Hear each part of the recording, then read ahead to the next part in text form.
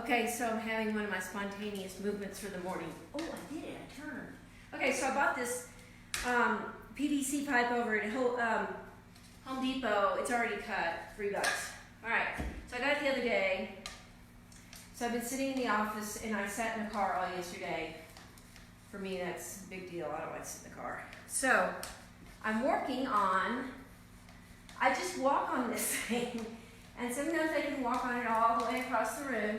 But within a day, I have, you'll be able to walk a long way. Now I'm working on turning. So what does this do? Well, it's fun. It also helps work to your balance.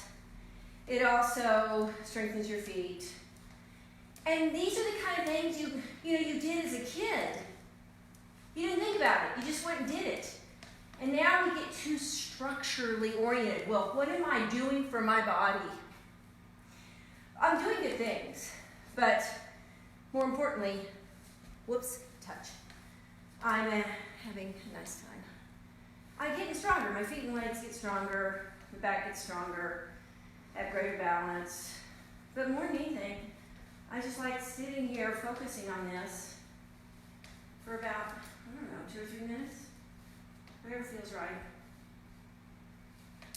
Touch.